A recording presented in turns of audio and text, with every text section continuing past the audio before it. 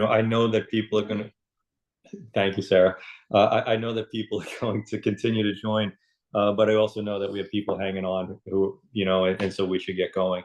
And so I'm going to offer a brief prayer, and it's going to be a subset of a prayer that Father Rob, an invocation that Father Rob Hagan wrote that he intended to deliver at the Marine Corps Scholarship Foundation ball in Philadelphia this past Saturday. So I'm a former Marine, and I've kind of roped Father Rob into helping out the Scholarship Foundation, and he's been gracious to do that. And for those who don't follow Villanova basketball, they played in a tournament. They were tied up in Las Vegas, and Father Rob was with them. He was unable to physically deliver the invocation, so I did it on his behalf. And I'm going to just take the basically the first and the last paragraph and thread them together for a brief prayer for us to start today. So if you will, please with me in the name of the Father and the Son and the Holy Spirit. Good and gracious God, we thank you for the gift of life. We thank you for the good people you place in our lives each and every day. Bless all the intentions of those here with us this evening, and let us take the many gifts that you have generously bestowed on us and go out and share them with the world as instruments of hope and messengers of peace. We make this prayer in your name. Amen. In the name of the Father and the Son, Holy Spirit. So I do hope this time is enriching for everybody. And I want to begin again by thanking Kevin for all of the prep work to make this happen. And with that, Kevin, the podium is yours. So thank you. Great.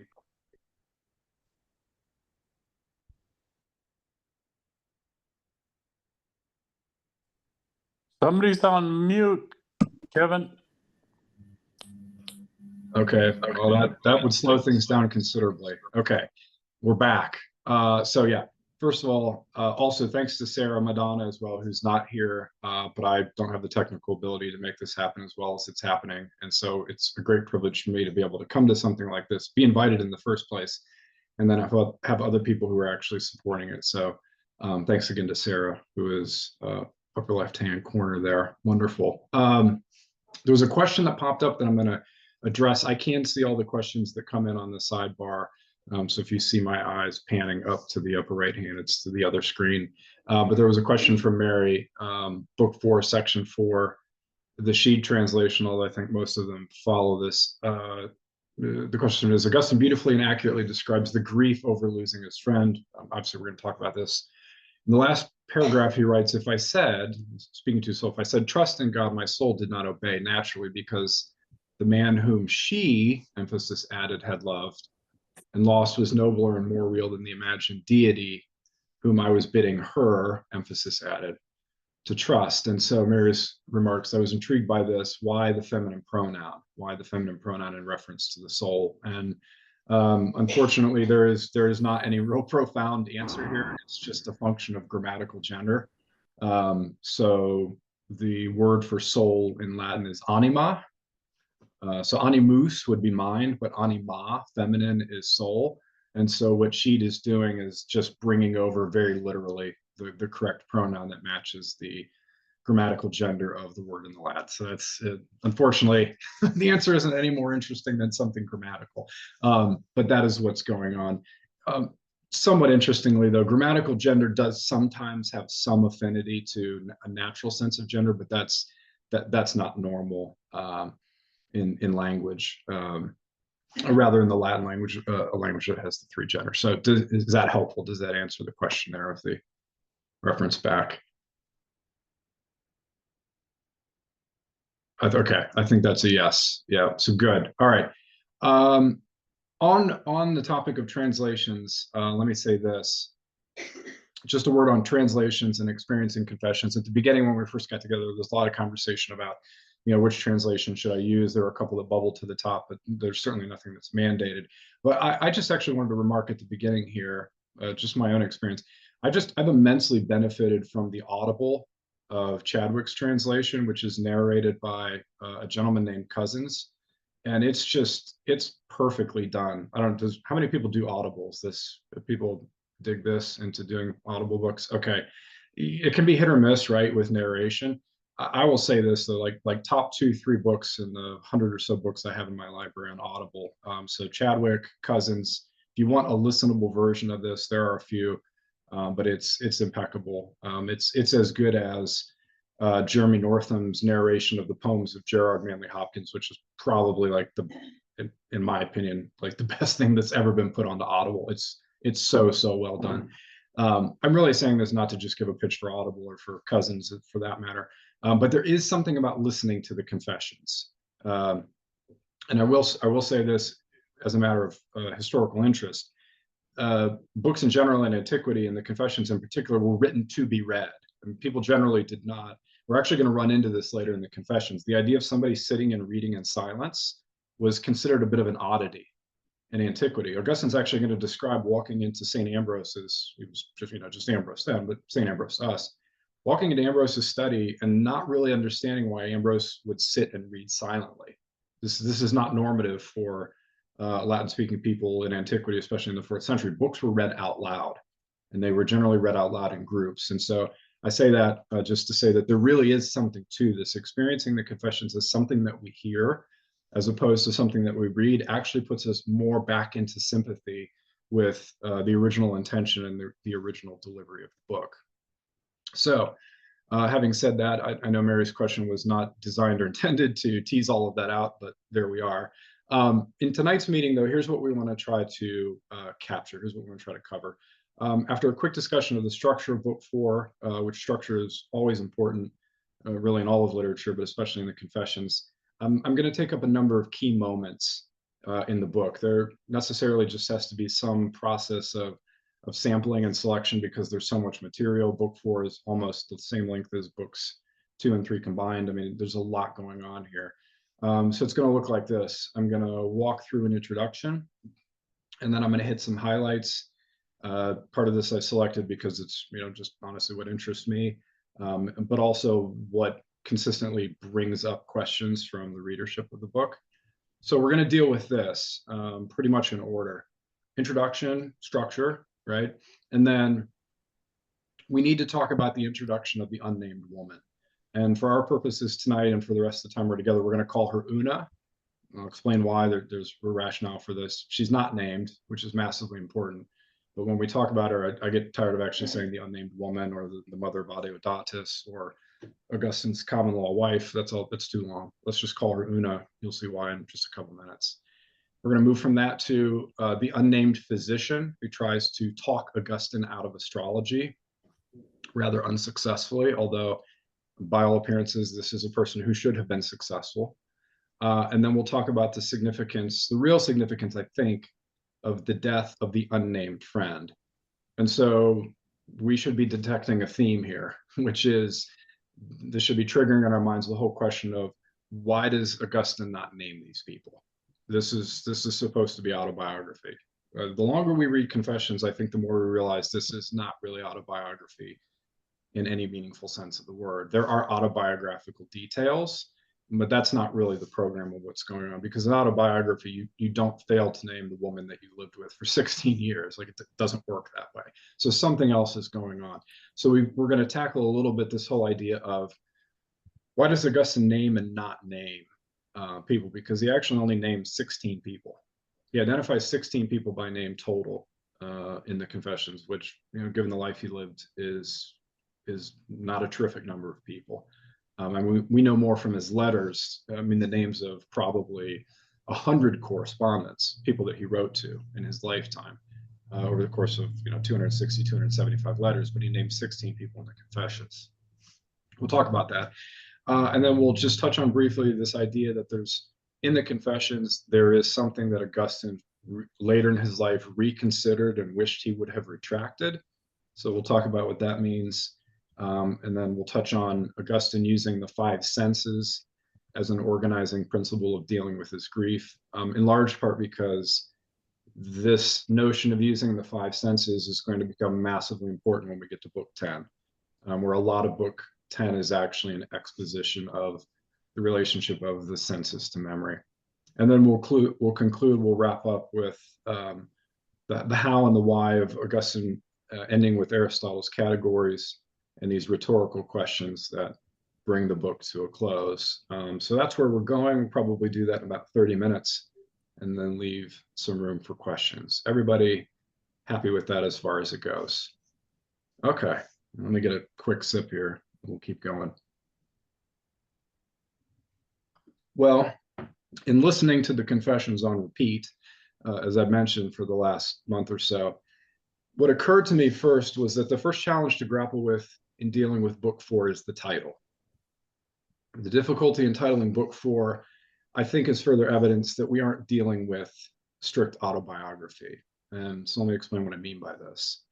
Bolding, for instance, in her translation, which is excellent, entitles book 4, Augustine the Manichae. Okay, but I mean, fine as far as it goes, but Augustine actually says almost nothing about life as a Manichae after the prelude to book 4. He really just uses those years 19 through 28 as a frame. There's actually not much discussion about being a Manichae at all, but that's how Bolding thought it was best represented. The earlier translation, I mean, we might wonder if we look at Chadwick, is Augustine the Manichae really any great improvement over Chadwick's Manichae and astrologer? Well, since again, the interest in astrology only occupies the first couple chapters of book 4. The French edition, which necessarily we have to appeal to on all real questions of confessions, has it translated to English, Augustine, teacher in Tagaste and Carthage. And so this locates the central idea of book 4 in Augustine's career at the time, and also helps answer the question of location. So you don't think I'm just picking on people or nitpicking my betters. My own edition of Confessions arguably represents no advance over any of these, because when I went back and double checked, I entitled book 4, Teacher of Rhetoric and Manichae. Okay, so why am I belaboring this? Well, the reason is this, because this suggests to me that in encountering Augustine's material, we can easily confuse the frame for the portrait, because these are all frames. That he's in Tagaste and Carthage, that's a frame. That he's a teacher, that's a frame. That he's a Manichae and he dabbles in astrology, okay, that's another frame. This thematically is not really what's going on, but after all, the title is supposed to tell us what the book is about. None of these titles actually tell us what book 4 is about. So we already worked this out when we talked about the title of the book itself, Confessions. You might remember this, right? Confession is not our initial notion, confession of sin. That's not what Augustine's talking about. It's confession of praise first, confession of sin is a secondary sense. We've got to get the title right. But when we come to book 4 isn't really about being a Manichae or being a teacher of rhetoric in one city or another. And so I think all of these titles, including the French and including my own, actually miss the point. Well, as J.J. O'Donnell has said, he's probably the leading English-speaking scholar on the Confessions. In his commentary, he makes a statement that stuck with me for a long time. He says, in literature, as well as in life, what matters is where you place the center. I'll say that again. O'Donnell's commentary says, in literature as in life, what matters is where you place the center. The center of book 4 is not that Augustine is a Manichae. The center of book 4 is not that he's a teacher of rhetoric, that he lived in Tagaste, or that he lived in Carthage. The center of 4, objectively, is the death of this remarkably unnamed friend. And the point of book 4 is the extended meditation on grief that follows, that lands somewhere. And we're going to see where this lands. So as I reflected on this the last month, the best that I could do for book 4 is this. It's actually to steal something from C.S. Lewis, because C.S. Lewis wrote a book, and people have made the comparison. A friend of mine is a C.S. Lewis scholar. He sent me an article on this at my request. C.S. Lewis wrote a book. Some of you know where I'm going to go with this. He wrote a book called A Grief Observed, which is, it's just that. It's Lewis's extended meditation on loss. And if I had to retitle book 4 again of Confessions, I would retitle it A Grief Observed, because that's what Augustine's actually doing. This is the central meditation of book 4. Everything else connects to it in one way or another. That's not to say that it's the only thing happening in book 4. If that were the case, our job as intelligent readers would be easy, but it does appear to be the central thing. So as O'Donnell said, in life as in literature, What matters most is where you place the center. On the topic of books, careful readers have likewise observed that book 4 is literally bookended. Right? I mean, we have a notion of what it is to bookend something. Well, book 4 is actually bookended. It begins with a discussion about books. Augustine teaches books, he recites books, he devours books. They're not very great books, though. He says, I was addicted to the books of those who cast horoscopes. He's addicted to books of astrology at the beginning. But then it ends with a discussion on books, because book 4 ends with a discussion of a book that he wrote, which we'll talk about. It's called in Latin as the De Pulchro et Apto, which is On the Beautiful and the Fitting, which is actually a book that he lost. And then at the end, the very end of book 4, it's a bit of a meditation on the fact that he could read Aristotle's Categories without the help of a teacher, and could actually teach it to others, and was surprised how few people could track with him. So with all this context in mind, so book 4 is bookended, begins with books, ends with books. The central notion of book 4 is the loss of the unnamed friend. So at the very beginning, chapter 1, Augustine introduces this book of Confessions with this very elegant frame. It's if you read this or reread this, it probably struck you. There's even coming through in English, there's a pretty clear structure to what's going on. We're not going to elaborate on that, but Augustine does make the point. He says, from my 19th year to my 28th year, I was deceived in being deceived. Basically, he says, I was publicly brilliant in my career, but I was privately silly in the way that I approached religion. Well, as we know from the first 3 books of the Confessions, one of Augustine's organizing principles is to make this confession to God based on the ordinary stages of life as understood in antiquity. So I'm going to try to share something with the group here.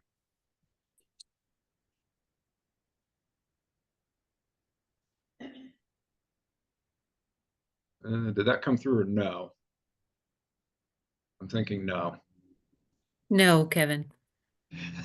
Thanks.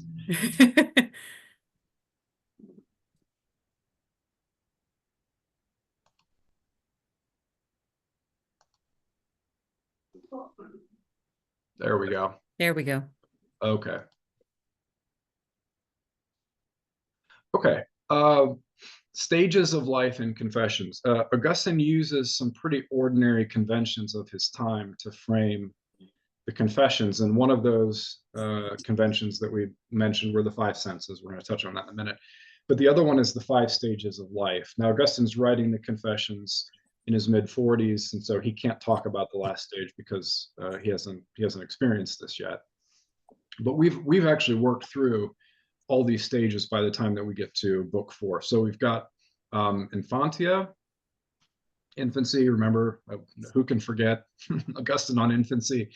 And then pueritia, which is boyhood. This is, of course, the period of his early education. And then adolescentia, which is young adulthood starting at about 16. Of course, this is the pear tree incident. I mean, the way that he drops incidents in his life actually really mirror these stages. And then we're encountering Augustine here, Juventus, which, if the English word that comes out, obviously the English for most of these comes through infantia, infancy, pueritia, if someone's puerile, they're acting like a child, adolescentia, adolescence, although we tend to place that at the early teens. The Latin thinkers would have imagined this more like 16 to 30-ish. It's actually not perfectly clear in antiquity where the stopping and starting points were on these, because different authors use them in different ways. And then Juventus, which we would get juvenile from, again, not an exact correspondent in English, but this is manhood, 25 to 45, and then basically you end with senectus, which is old age, senex, senile. It all comes over in English fairly transparently, if not meaning exactly the same thing. Okay, so let's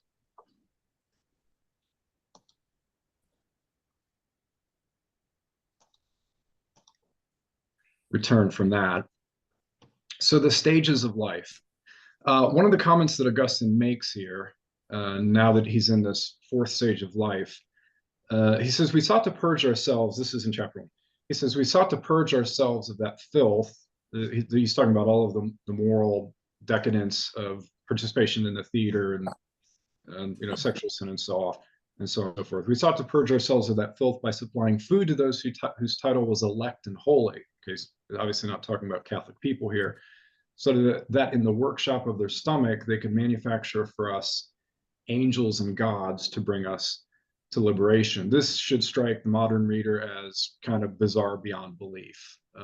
But this is a core tenet of Manichaeism, really representative of kind of the entire system. We know that Augustine really hung out on the fringe of the Manichees, which is odd because he's a leader by nature, he's an influencer by nature, but he never goes all in. Like, he never becomes an upper class Manichee. He's always a hearer, an auditor. And so the role of the auditors in this system of salvation devised by Mani was their job, because the elect, these are kind of your level up, not quite your bishops, but between the bishops and the laity, right? So you've got these elect, and if you weren't one of the elect, your job was to go gather fruit for them, because it would be a sin for the elect to actually pick fruit from a tree. And then you brought this to them for them to eat, a convenient system in some ways if you're the elect. But there's a theological basis to this, which is the idea that the elect were basically a priestly class. And when they consumed the things that were brought to them by the hearers, they actually released the particles of God that were trapped in the matter. Right? This is what's standing behind this. It's actually a fairly complicated and odd system. Augustine does tend to represent it pretty fairly. We can't spend a lot of time on Manichaeism other than to just kind of tease you with that. If you want a succinct description of Manichaeism, I actually posted that out to the message board. Is everyone getting notifications that, this was a question I had, is everyone getting notifications that things are popping up out there? No, some of you are saying yes, some of you are saying no. Yeah, let's, I'll work with Sarah and the team and Jim on this to make sure, because some of this I'm trying to put out there in the interest of time, but there is a very good succinct article on Manichaeism that of course comes from Alan Fitzgerald's Encyclopedia of Augustine. And in about 3 pages, you can really get the gist of the system. So this is how he frames it, but this is really the end of the discussion of Manichaeism. And so as Augustine moves on, in chapter 2, we start to touch on a few of the things that I mentioned that really are the highlights. In chapter 2, he says a few things. He says, well, in those years, I used to teach the art of rhetoric, not to accuse the innocent, but to get off the guilty. He's actually quoting something from Cicero here, but he's going to give us a sequence of things here in describing his life, that it's very evident that what Augustine wants to make clear to us is this is how I was living. And while there was some virtue, because in each of these things, there's some virtue, like listen to the next 3 examples. While there's some virtue, his point is this is a defective virtue. There's something to it, right? He's like, I wouldn't use, as other teachers of rhetoric might do, I'm not going to teach people how to condemn the guilty. I'm sorry, no, that's exactly what he's going to do. I'm not going to teach people how to condemn the innocent, but I might teach them how to get the guilty off scot-free. So there's something kind of virtuous what he's doing, but something kind of not, and that's the point. And he repeats the same kind of phraseology. He says, in those years I had a woman. She was the only girl for me, and I was faithful to her. So we need to park here for a second and say 2 or 3 things, because this causes modern readers a fair amount of concern. First of all, I'm referring to her as una, because Augustine says she was the only girl for me, and the Latin here is una. It's not too clever, really, but I didn't even come up with this. There's a pretty good Augustine scholar named Kate Cooper, who is actually the wife of one of my tutors from Oxford, and she wrote a book on the women in Augustine's life, and she came up with this. She referred to the unnamed woman as una. It stuck for me, so we'll use that. So we've got una. Okay, so that's issue 1, and we have to come up with a name for her. But again, this is another example of defective virtue, because Augustine's saying she was the only girl for me, and I was faithful to her, and she was faithful to me the entire time that we were together. But this was basically a relationship that got its origin, and the whole was entirely predicated on lust. Like, that's how the relationship worked. And so there is the virtue of faithfulness, but it's relative faithfulness because it's faithfulness in the context of something that's just fundamentally rooted in lust. And so this is the second example of Augustine illustrating his life as being one of a defective virtue. The next one is in this theme is Augustine says, well, I entered a poetry contest around this time, and there was a soothsayer, or someone who invokes demons, who promised me that I would win if I would send him some money. And what the soothsayer would do was kill an animal and commit the sacrifice to something demonic. Augustine doesn't specify. And Augustine says, like, I was horrified at this. There's no way. I think he literally says, I wouldn't have let him kill a fly, which maybe this is actually where we get the phrase from. I don't know. But he says, I would not have let him kill a fly in order to guarantee my victory. But then Augustine goes on to explain, but this was still a defective virtue. Why? Because he's appealing. What Augustine goes on to say from here is, yeah, I wouldn't let the soothsayer do his work to guarantee me the win, which Augustine won anyway, we learn, incidentally. But what he does is he appeals to the bloodless power of astrology. So it's basically, I wasn't as bad as I could be. Like, I wouldn't go in for the soothsaying. I wouldn't go in for the animal sacrifice for the win. But I would appeal to astrology. Why? Because it's bloodless. It doesn't involve a sacrifice. So again, this is relative virtue. It's defective virtue. It's the attempt to be virtuous, really entirely apart from grace, entirely apart from Christian and Catholic ethics. So there's a lot of unnamed people here that are showing up and are going to keep showing up. And so we need to say something about this. Augustine on the whole idea of names and not naming people. This is, of course, massively studied. Everybody's interested in this.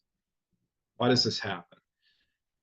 Well, we know this. Named persons, the 16 of them, we got to look for commonality. The named persons are always people who were agents in Augustine's conversion, whether wittingly or not. This is the key issue. The 16 people that he names, you can find this if you go through and word search your edition, if you've got it as a PDF. Every single person that he names, wittingly or unwittingly, does something that advances him in the spiritual journey to bring him to the point of full conversion. Okay, what about unnamed people? Well, unnamed people seem to be individuals where the relationship ended badly, or rather candidly, people that Augustine frankly did not treat very well. These tend to be the unnamed people. So we've got Una, the unnamed woman who eventually is sent away. I mean, we all have to detect that this is an inevitability. She doesn't die, but she is sent away. This is extraordinarily painful for Augustine. So she's not named. It could just be a matter of discretion. The unnamed friend who dies, who is the centerpiece of this book, not named. Well, if you read carefully or listened carefully to the description of this relationship, I mean, this was somebody that Augustine manipulated. I mean, this comes out rather unambiguously. This is somebody who Augustine controlled, probably in some unhealthy ways, and definitely steered out of the Catholic faith and into Manichaeism. And so this friend remains unnamed because, I mean, this was a relationship that Augustine has to qualify. It really did end well, because he says, in effect, the saving, almost literally, the saving grace in the situation is that my friend was reconciled to the Catholic faith before he died, despite the fact I was trying to keep him from it. So at least I have that comfort. I don't have to live with the unbelievable guilt of having led someone out of the Catholic Church, which is what Augustine was doing as a Manichae, as a routine. And he had quite a group that he assembled of like former Catholics that he had drawn into Manichaeism. He didn't want to live with that. So this friend, basically the last thing that his friend says to him, we'll get to this, is like, basically, don't ever speak to me that way again, because Augustine shows up and says, hey, you know, they baptized you, but that's kind of a joke, right? Because we're still buds and that we don't take this seriously. And his friend more or less says, if you think you're going to continue to be my friend, don't ever say that to me again. And that's the last recorded conversation between Augustine and his friend, because it says Augustine leaves and thinks, hey, I'm just going to let him sit on this for a little while. I'll come back in a couple days. And he actually says, I'll come back in a couple days so that I can have my way with him. This is mentally, this is intellectually, this is psychologically. It's a very odd relationship in some sense. It doesn't end well is the point. All of these friends that Augustine has accumulated through his Manichae connections and his own evangelization, in this 19th to 28th year, there's only one person named, and that's Nebridius. All of these Manichae friends, we don't ever hear their names. And it may be because these are individuals who did not ultimately follow Augustine into the Catholic Church, although many would, a great number would. This might or might not be a surprise to you, but actually, Monica and Patricius are barely named. But we have to be careful here. I mean, Monica is obviously the central character in the book other than Augustine, but actually Monica in particular, we would not even know her name except for the one time that he names her, which is at the end of book 9, like the very end of book 9. Otherwise, Monica would be unknown to us. And I'll try to, a little more artfully, share something else here.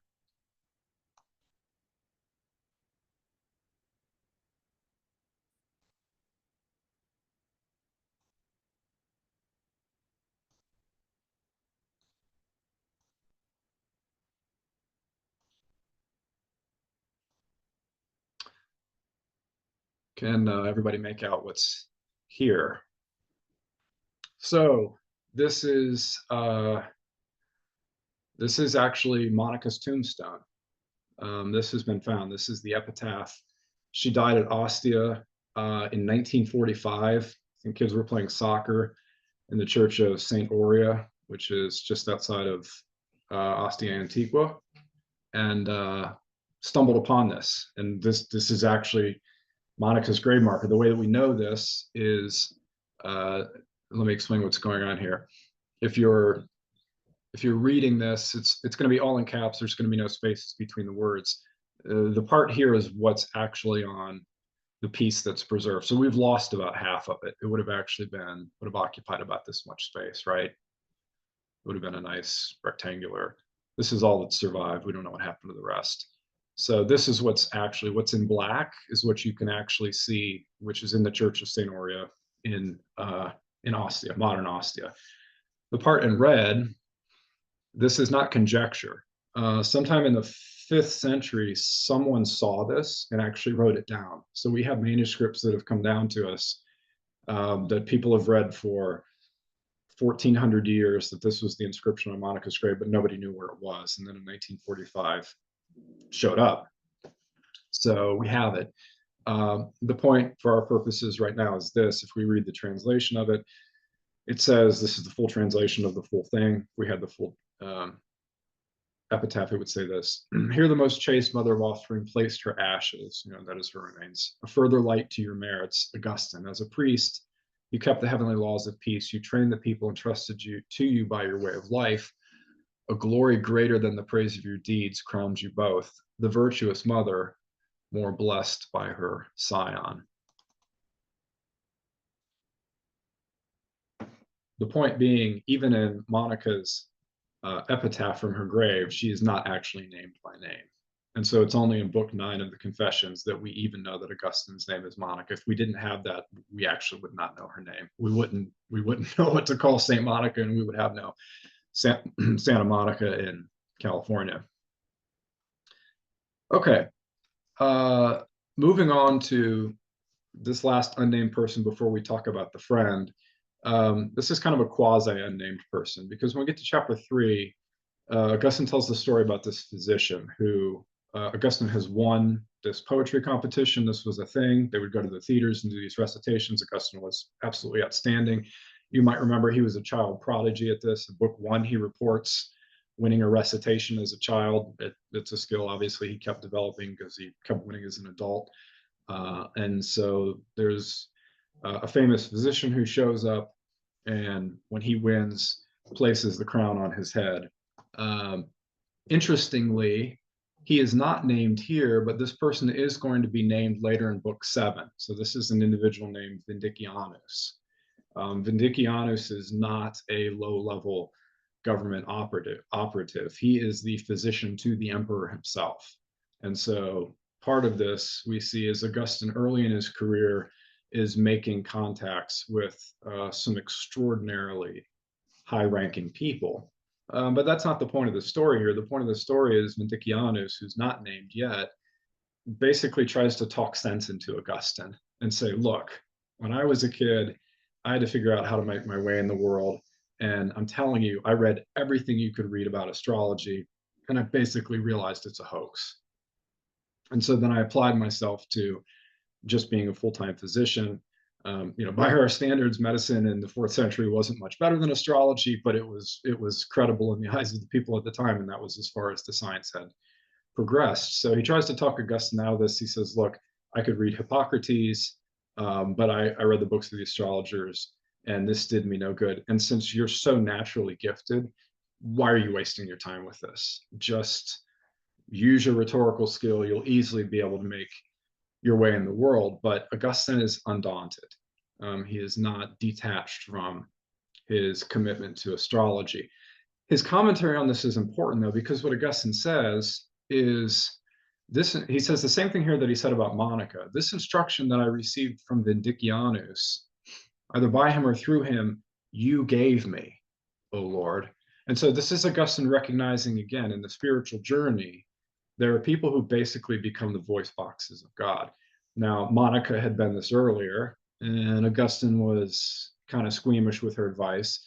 And now Vindicianus is this again, and Augustine is still not particularly receptive. But we will come back to Vindicianus when we get to book 7, because Augustine is eventually going to be talked out of astrology, but it's not going to be by Vindicianus.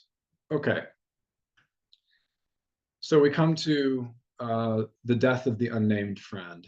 The basic facts of the story are pretty transparent. I've already rehearsed a few of them. Augustine does actually refer back to his childhood in Tagaste. He's describing this in chapter 9 of book 1. You might remember the description there. This evidently is one of those children who's not named in book 1, and then again is not named in book 4. But what Augustine wants to impress on us from the very beginning is that for basically his, how would we even put it? I mean, it almost comes across like kind of an emotional addiction that the two of them had to one another. Augustine looks back at it and says, this was less than a true friendship. And so the theme here is beginning to emerge that this is another example of something that is defective. So the death of Augustine's friend then, as the centerpiece of book 4, really performs several functions for us in illustrating this idea that it was less than a true friendship. Augustine provides us with 2 essential ways of seeing life lived apart from God's grace. He's been doing this through the first 4 books. And the first of these is this, that life and loves can be things that are disordered. And in fact, this is the default position apart from the grace of God. This is the default position that is the law of our nature because of original sin. Excuse me, life and loves are now unnaturally disordered. We love the right things, but we love them in the wrong proportion.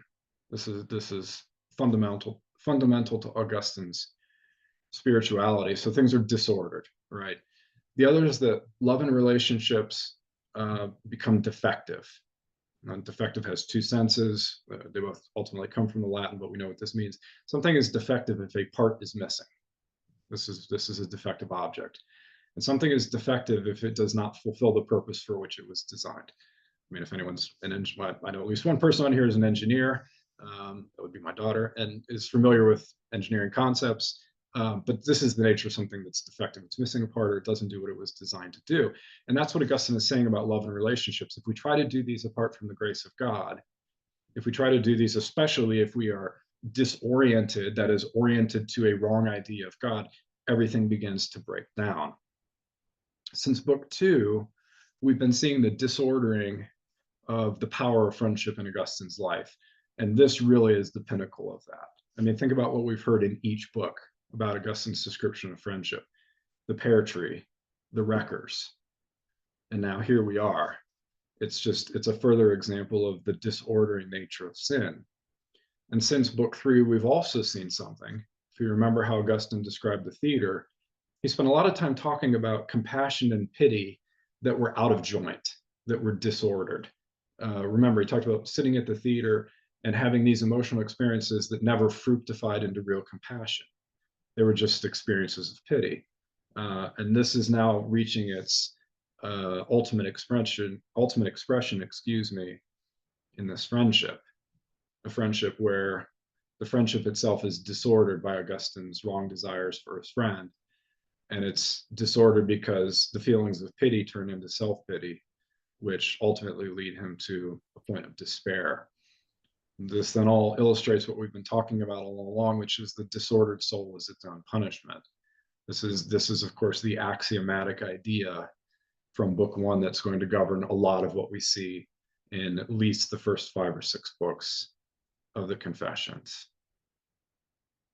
Part of the punishment for sin that I think Augustine is helping us to see, and this is really what's going on with his meditation on grief, is that part of the punishment for sin is that our response to the events of life is that we keep sinning, and in fact we start sinning more.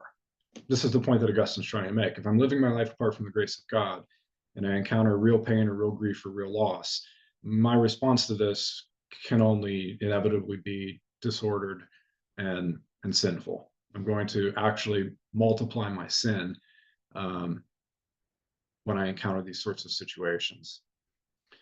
But having said that, I think there's a couple things we need to catch from this before we move on and move towards the end, which is Augustine makes a rather interesting statement about baptism here. Did you catch this in the reading? So the friend, Augustine basically says, my friend, like we became absolutely, our souls were knitted together. He actually says, quoting the poet Horace. And he goes on, sorry, lost my place there for a second. Oh, yeah, goes on to say, part of this relationship is that I need him to be where I am, which is outside the Catholic Church and committed to Manichaeism. That's where he leads his friend to. So then the friend gets really sick and is actually baptized without his knowledge, which Augustine thinks is ridiculous. But Augustine's actually trying to teach us something here, because the baptism is effectual for his friend, because when the friend revives temporarily, Augustine comes back to him and says, hey, you heard you were baptized.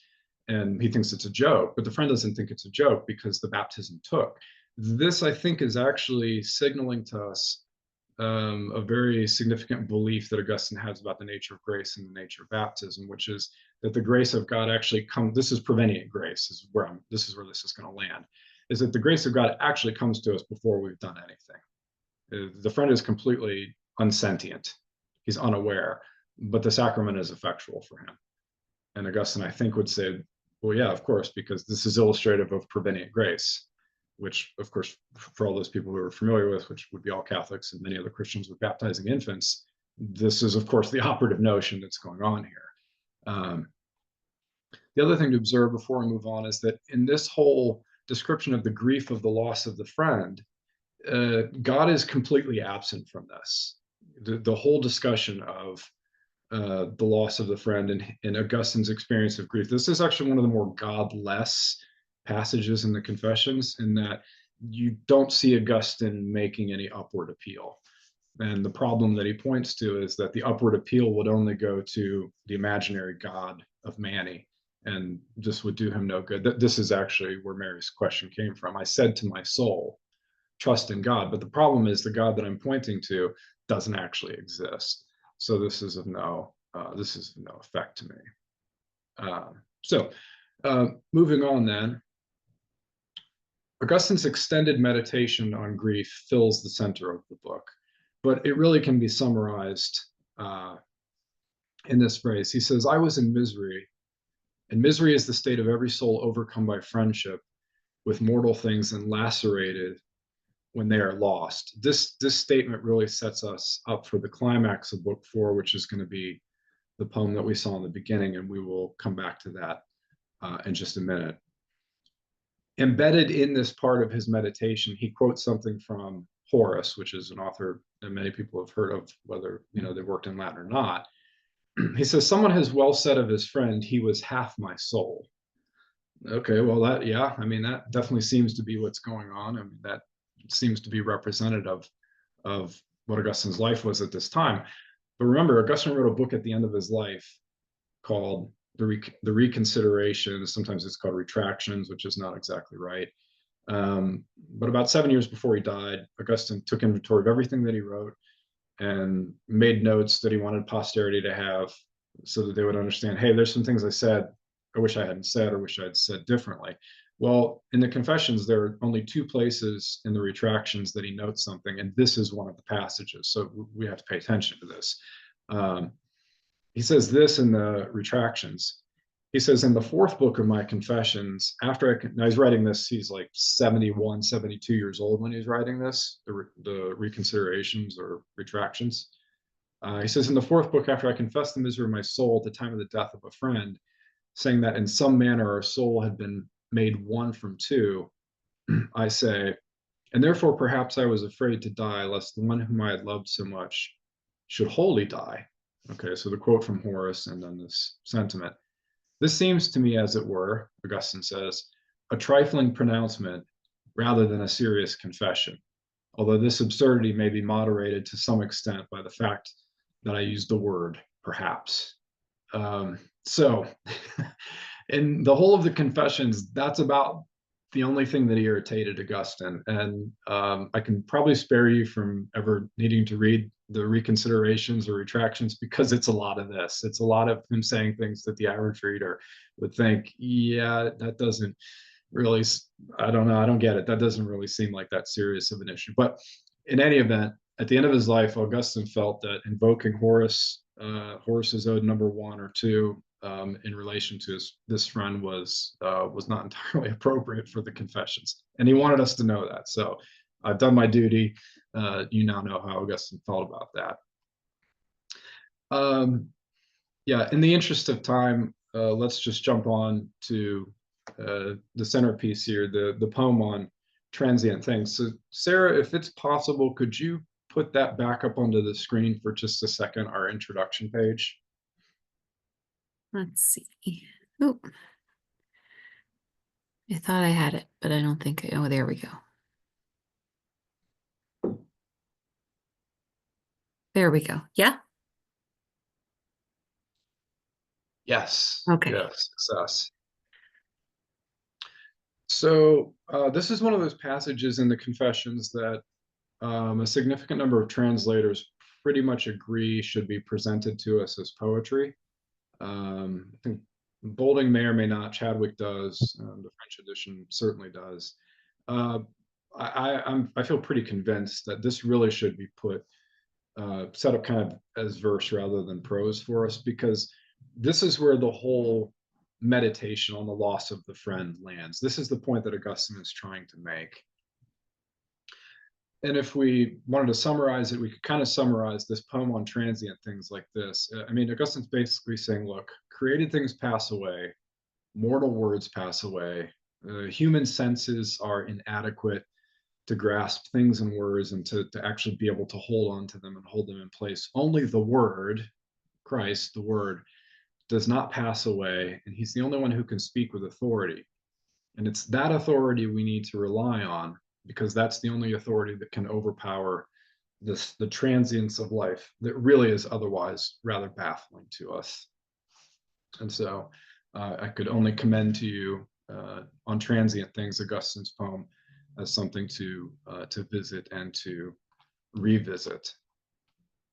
Okay, thank you, Sarah. That was helpful to see that again. So as we turn the corner towards the end here, we've seen Augustine introduce this with books. We've seen the centrality of the loss of the friend. We've seen that this culminates in a poem where Augustine's leading us to something which is really a much deeper issue. Friendship is really just representative of the issue. And the issue is that we live in a world of transience. And this is baffling and confusing and disorienting to us. And there is only one sure place to go in order to find any stability in the midst. If you really sit and think about the transience of life, and this is what Augustine's trying to do for us. This is the point. Augustine's always a pastor. He's always a teacher. He's always trying to lead us somewhere. And he's leading us to this, which is that you're going to have experiences in life where you are baffled by the transience of the human experience. And this is where you have to take flight to. Now, this isn't what Augustine thought when he was 28 and was losing his friend. This is, of course, what Augustine is saying as a bishop in his mid-40s.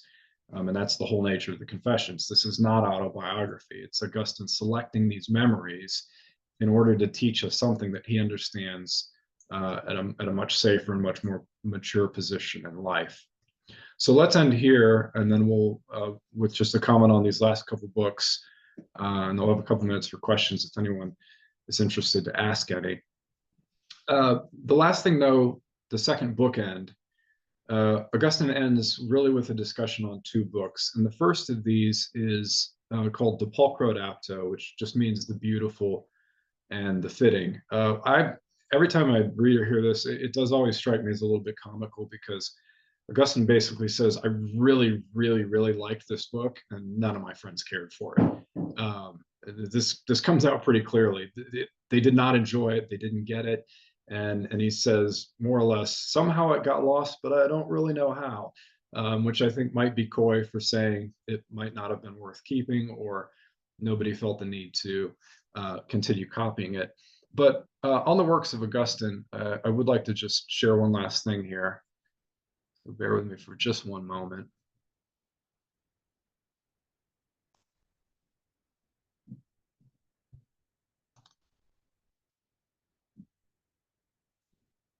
Okay. All right, are you seeing an Excel file? Yes. This is not easy to come up with. I'm always dependent on Fitzgerald's encyclopedia, but that even took multiple sources to get this sorted out. I can post this if anyone's interested, but this is about the most authoritative list of everything. Oh, Augustine Kevin, ever. we're still seeing St. Monica's tombstone here. Oh no. Okay. That's no good.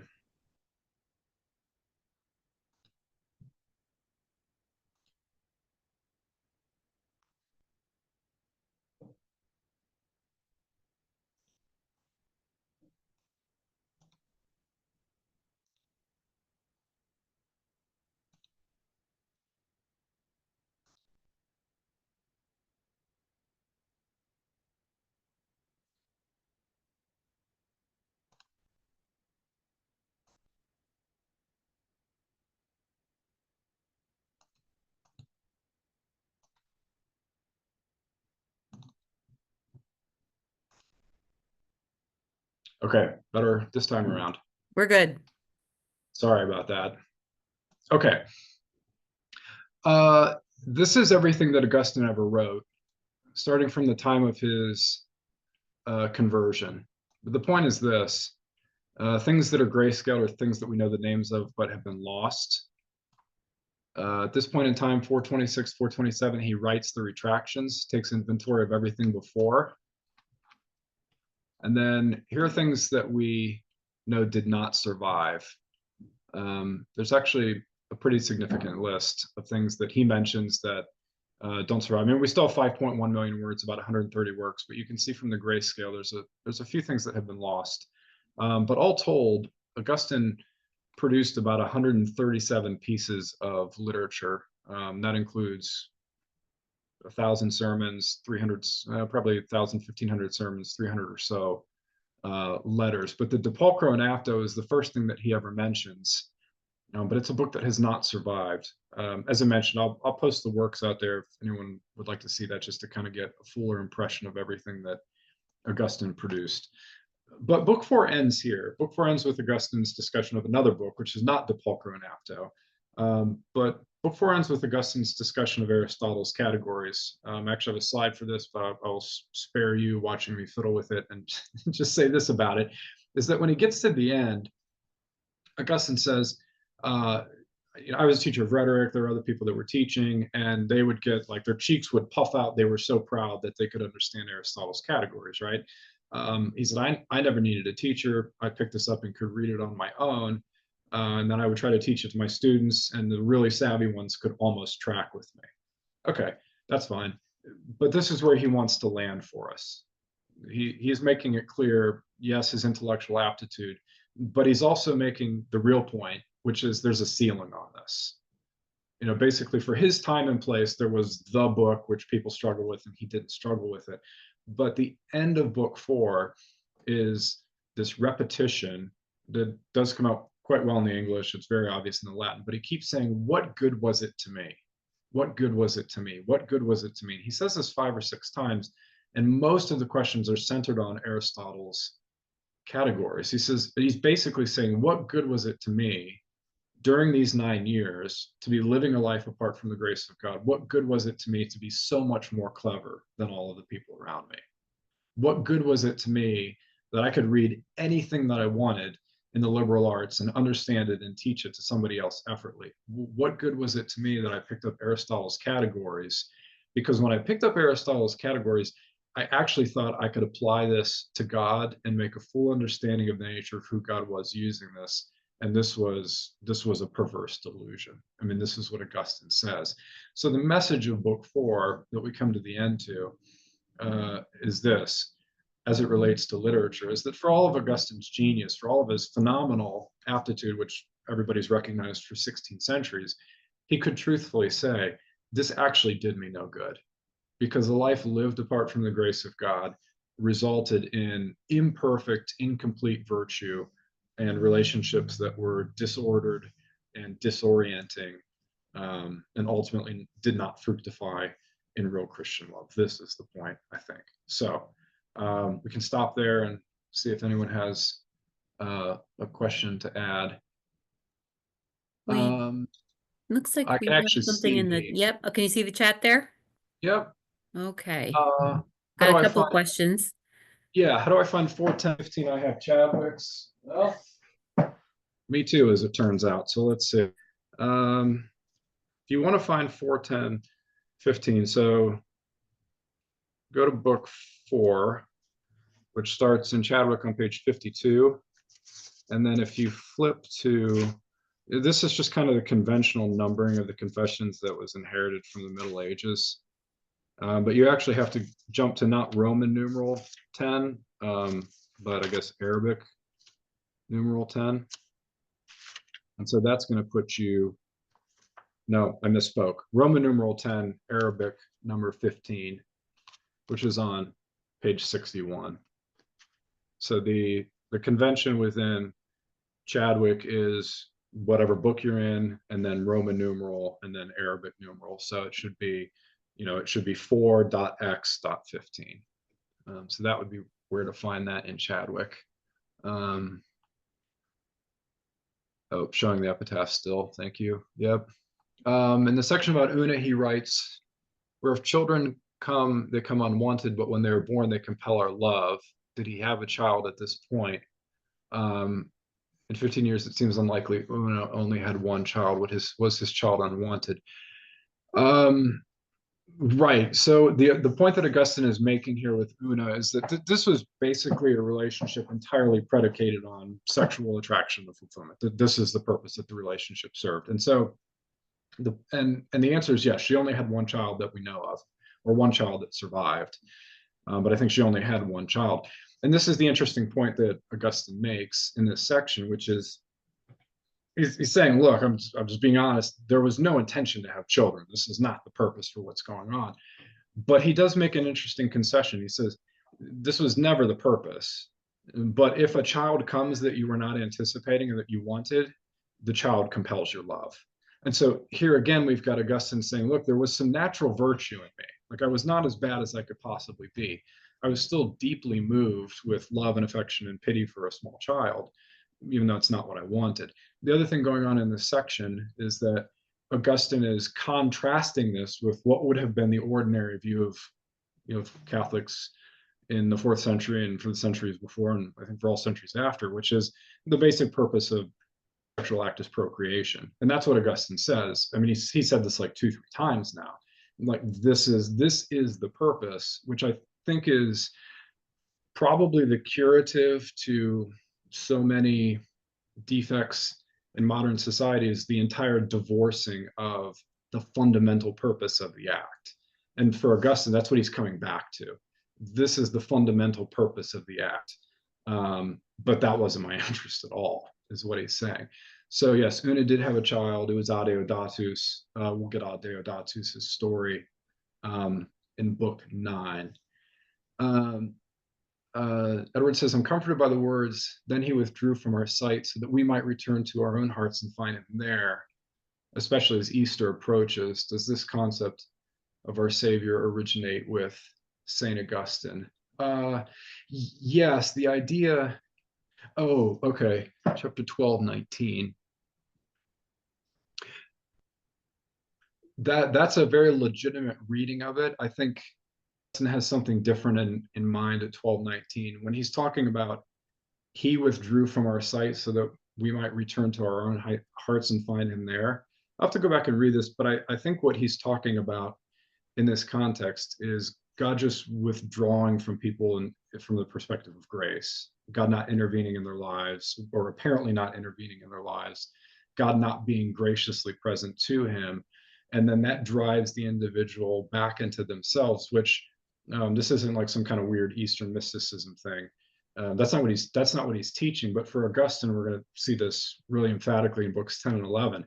But for Augustine, when the person returns to themselves, this represents the opportunity for a real encounter with God, because that is the place where the human soul encounters God, is within the person themselves. And he's going to explore this notion in a lot of detail in book 10. So there then becomes something about the whole notion of where does silence fit into the Christian life? And this is, of course, a powerful idea for Augustine and an argument for why the modern world has very little interest in silence. And it may be rooted in this Augustinian principle that in the silence of one's own heart and soul, the real capacity for an encounter with God is made possible. Julius says, is Augustine saying that his deep friendship was not of God, or that certain friendships are not good?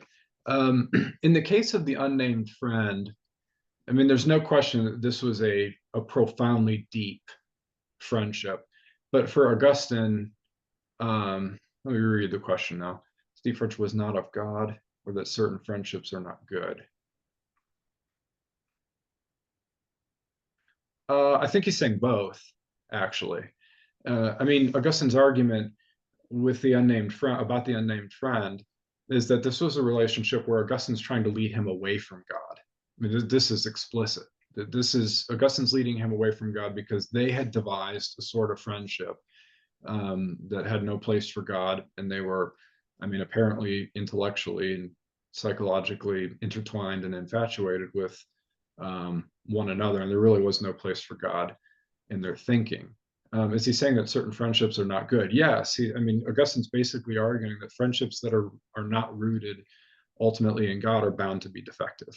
I think he summarizes this in succinctly, the whole thing about the unnamed friend, really in about a line, which he says, we ought to love God and love our friends in God and love our enemies for God's sake. And I think that's probably the quintessential statement.